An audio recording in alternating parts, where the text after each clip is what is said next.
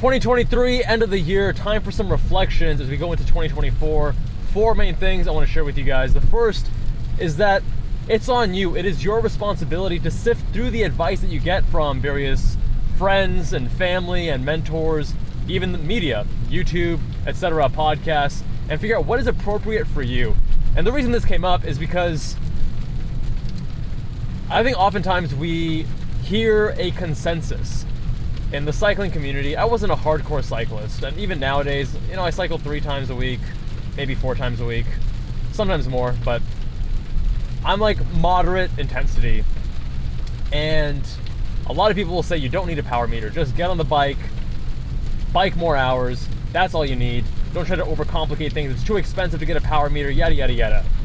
And for a couple years I never got a power meter because I just believed that advice. And fast forward to, I want to say, end of 2020, or sometime around there, I got a power meter on my bike. And it completely transformed the way that I train. Because I am the kind of individual that loves data. I mean, I wear a continuous glucose monitor on my arm every day of the year because I love the data, even though I'm not diabetic. And there are some optimizations and benefits to that, which we explain on my personal Kevin Jubbal MD channel.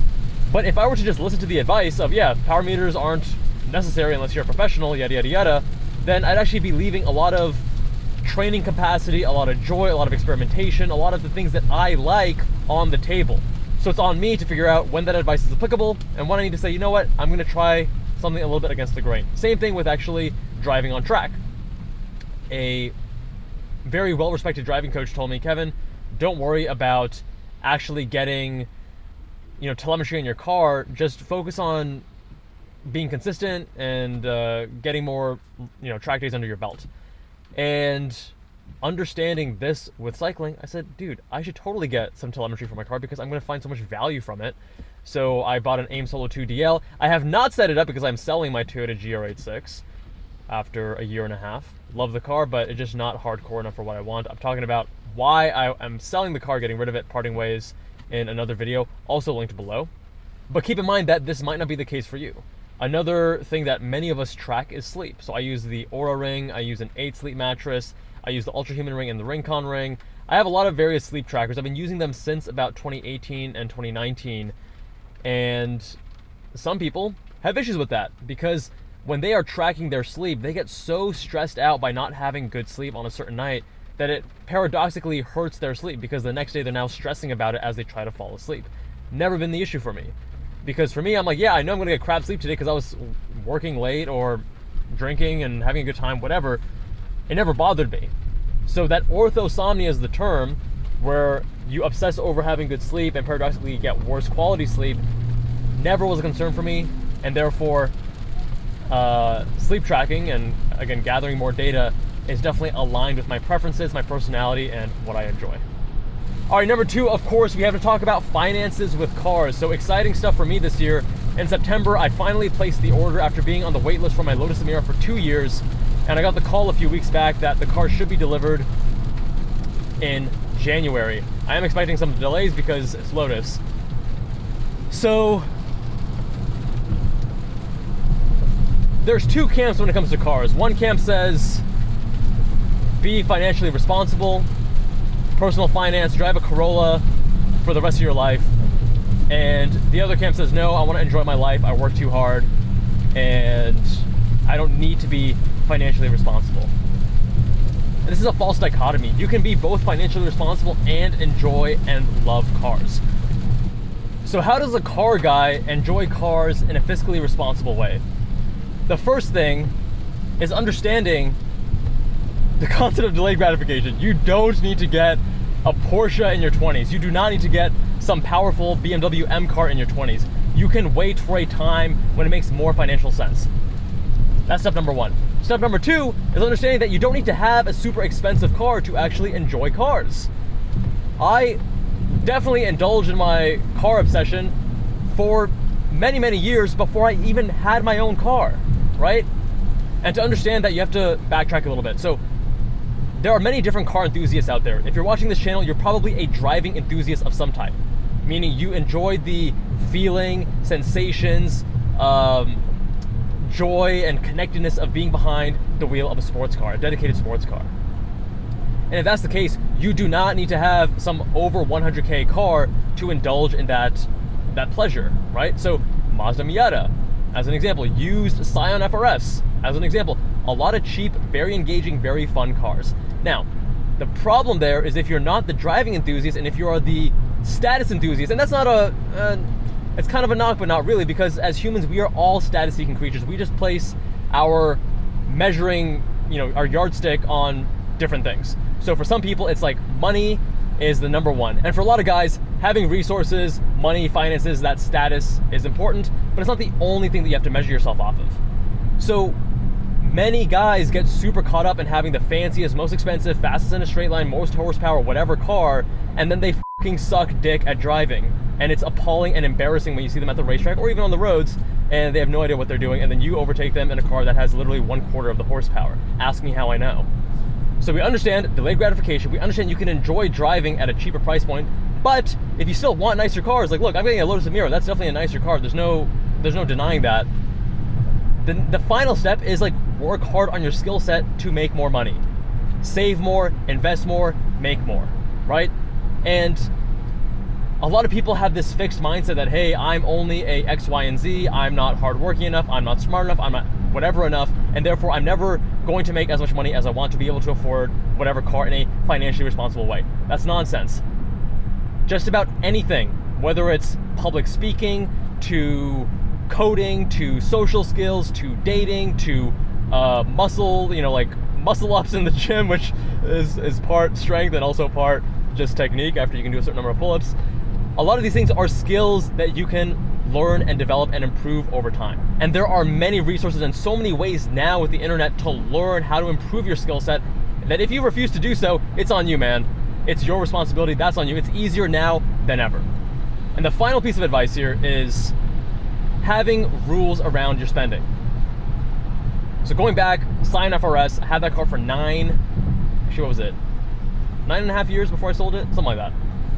And in 2020, I used to baby and take such good care of it. I think a lot of people who come from financially strapped backgrounds, they feel the need to really baby and preserve their possessions because they know if they mess it up, break it, they can't replace it. So I took such good care of that car. Also, it had a lot of sentimental value because it represented a lot of hard work and a lot of suffering and a lot of just like a tough time in my life, but overcoming some things to being able to in the position financially to not have much debt at med school and yada, yada, yada. So I took such good care of the car. Car detailers would see it when it was 8 years old and be like, dude, how is this car 8 years old? This thing looks like practically brand new. I had it opti-coated, PPF'd. I always hand washed it by myself. It was parked indoors. It was amazing condition. My friends would joke that it was the best conditioned Scion FRS in the nation, which is silly. In 2020, I finally realized that this is a dumb thing that I'm doing. And part of it is related because 2020 was a good year for our business. And, it was early in the growth phase, and I realized that it's so silly. I can always replace a material possession like this. What I can't replace are the years of my life, my 20s. So I wanted to extract all the value I could. I want to get as much fun and memories and bang for my buck as possible. So I started tracking it a lot. I did over 30,000 miles in a single year because during COVID I wasn't flying, so I was driving to and from the Bay Area from Las Vegas to visit my girlfriend at the time. And I was like, I'm going to extract as much value. Go to San Diego, rip it up and down Palomar Mountain. Of course, I'm taking care of my car, letting the engine warm up, etc. But I'm not afraid to push it to the limit and drive it hard while still, not worrying about, oh, there's like a little paint chip here and there if I'm going on the track. And that tends to happen when you're pushing the car hard on track and there's cars in front of you and gravel's getting kicked up and whatever. So end of 2020, I say, hey, I'm going to get a Cayman GT4 because now I'm in a position where I can afford it and it doesn't feel like a huge stretch, and I need a better car for, track duty. Friend essentially convinced me, nah, just focus on your FRS, really hone your driver skill because you want to get really good with the slow car before you go up to the next stage. And I'm glad I listened to him. But also after that time, I got far more aggressive with my financial goals. And I said, you know what? My car should only be X percentage of my net worth. And that's the final thing here, is having rules for your car purchases. Now, when you're starting off, when you're younger, you can't really do based on net worth because you probably have a negative or close to zero net worth. Negative if you have student debt, and if you're earlier in your career, you haven't saved that much. So use a percentage or a fraction of your income at that time, but then later on, a few years down the road, once you have some substantial savings, now use a percentage of your net worth to guide your purchasing decision. And that's why I'm buying my Lotus Emira now. If it wasn't the Emira, it would have been a Cayman GT4 now, because it's X percentage of my net worth. Point number 3 is to pursue something that you're passionate about with intent and intensity. You may want to make it a job, a career, you may not. This car channel, I've had it for close to 2 years now, and we're only at 7,000 subs. So in February, it'll be 2 years, and I hope that we're closer to 8,000, but we'll see. It's been a humbling experience because this channel has grown far slower than any of my other channels by multiple orders of magnitude, but I get to meet amazing people. I've made many friends through this channel by reviewing their cars or just, other fellow car reviewers. I get to indulge in this hobby. I get to drive awesome cars. Even this Mazda CX-90, I was so excited to drive the CX-90, excited about the inline 6, excited about the rear wheel, biased all-wheel drive system, and it's cool. Like I get to try out new cars, drive other people's, older modified cars and everything between. And even though I lose money on every video because we don't make much from Google AdSense or YouTube AdSense, it's still such a joy. It's something I'm so incredibly grateful of. But I wouldn't make this my full-time profession. And again, everyone's different, so you have to decide what advice is relevant to you and what is not. And the reason I say that is I've seen other people, other car reviewers, who say that they have to remind themselves to not be cynical from driving yet another cookie cutter appliance vehicle that's not an actual sport enthusiast vehicle, because we all love the sports cars and the Civic Type Rs and things like that. They're fun, engaging, interesting vehicles. But the Chevy Silverado or whatever is probably not gonna tickle your fancy if you're a driving enthusiast. So for me, I wanna maintain that love and that passion and not introduce the cynicism to cars. Cars have been my longest standing and most intense passion and hobby ever since I was a toddler. So for me, what makes the most sense is to separate this out.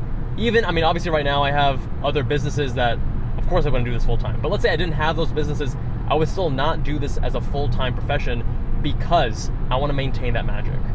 But regardless of whether you choose to make it your full-time gig or not, there is so much you derive out of focusing on one of your passions with intensity. Don't just consume content. Don't just watch car reviews. Don't just read up on the car subreddit, read Car and Driver magazine, whatever.